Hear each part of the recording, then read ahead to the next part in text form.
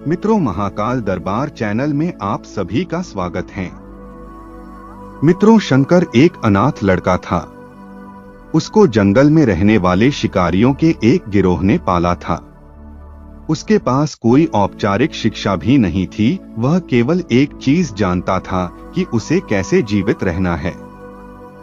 शिकार करना और उनको मारना तथा जंगल के फलों को खाना और नदी के पानी को पीकर अपने आप को जीवित रखना जानता था।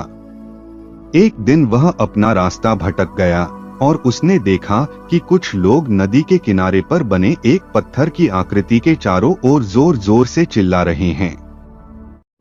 कुछ लोग उस पर फूल, फल और नारियल चढ़ा रहे हैं।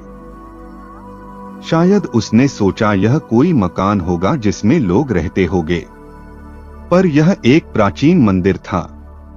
लेकिन शंकर ने इसे पहले कभी नहीं देखा था, पर इसके बारे में जानने के लिए वह काफी उत्सुक था। उसने तब तक इंतजार किया जब तक कि लगभग सभी लोग उस मंदिर से नहीं चले गए।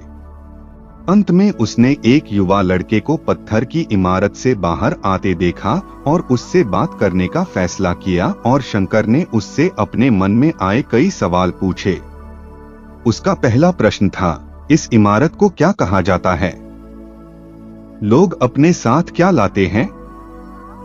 फिर उन चीजों को अंदर वाली इमारत में क्यों छोड़कर वापस आ जाते हैं?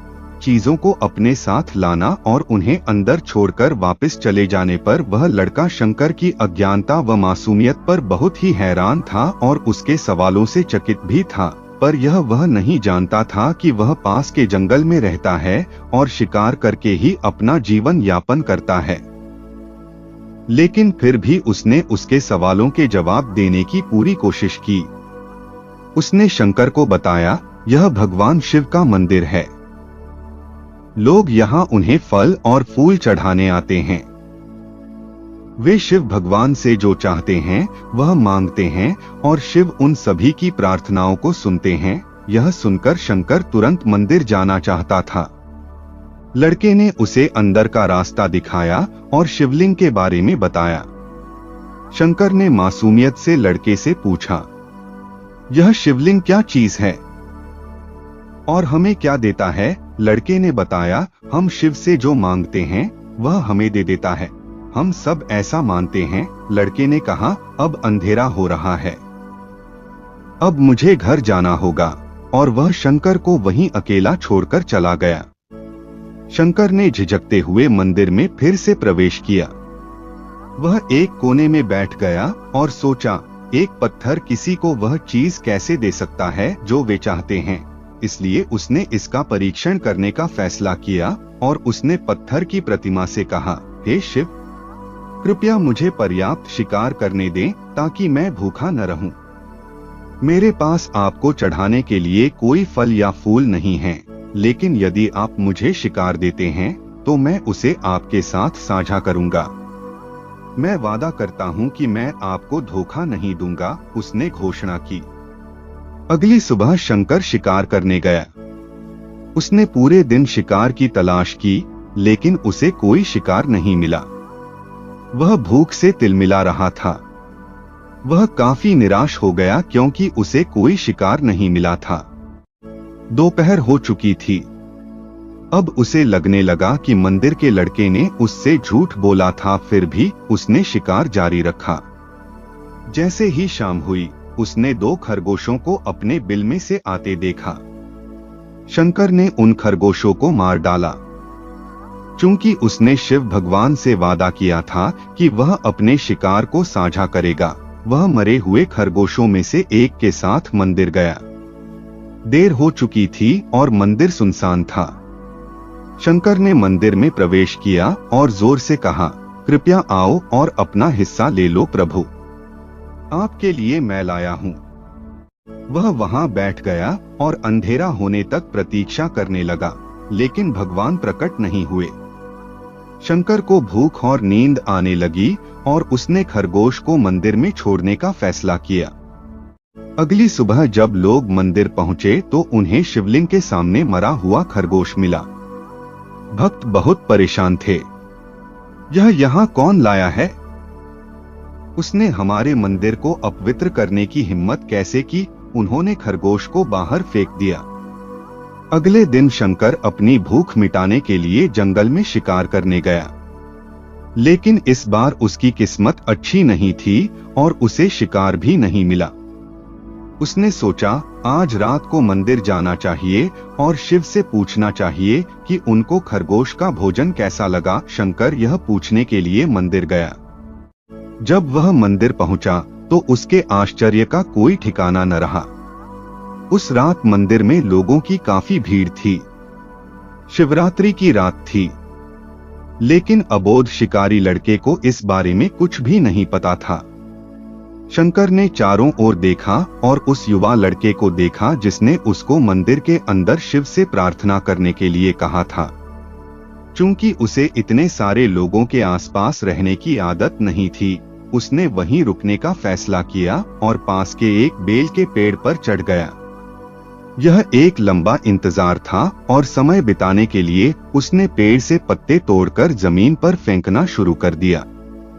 उसे अज्ञात पेड़ के नीचे एक छोटा सा शिवलिंग था जिसकी पूजा लंबे समय से नहीं की गई थी। शंकर के द्वारा फेंके गए बेल के पत्ते उस शिवलिंग पर गिरे। शंकर भजनों से मंत्रमुग्ध हो गया और धीरे धीरे साथ गाना और पंचाक्षरी मंत्र का जाप करना शुरू कर दिया। रात भोर में बदल गई और सभी भक्त मंदिर से चले गए। शंकर पेड़ से उतरा और मंदिर में प्रवेश किया।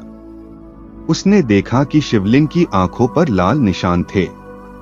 वे कुमकुम के थे जो लोगों ने लगाए थे, लेकिन शंकर को यकीन था कि शिव को उनकी आंखों में परेशानी हो रही है।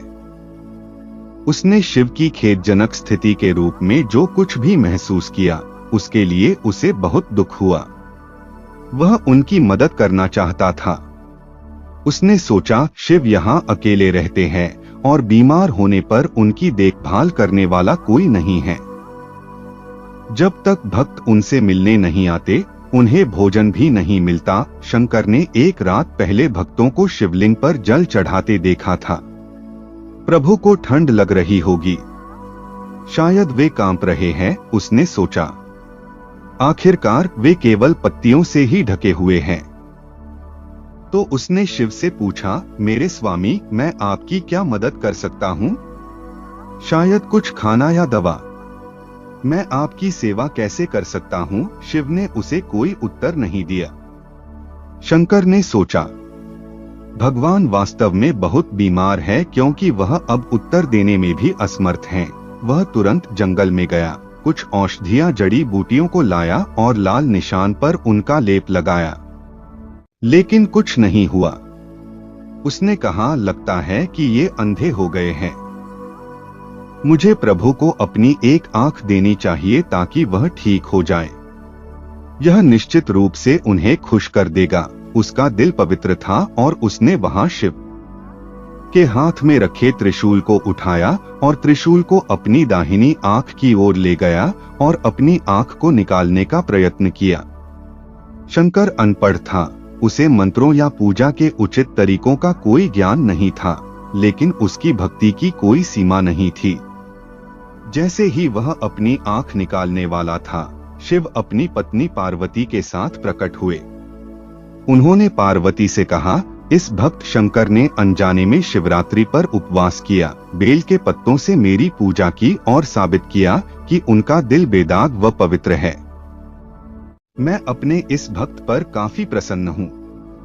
शिव भगवान ने शंकर से कहा, तुमने मुझे अपनी मासूमियत के कारण जीत लिया है। प्रभु ने मुस्कुराते हुए कहा, लोग मुझसे हर समय झूठे वादे करते रहते हैं और कुछ न कुछ मुझसे मांगते रहते हैं, पर जैसे ही उन्हें मुझसे मांगी चीज मिल जाती है तो वे मुझे भूल जाते हैं।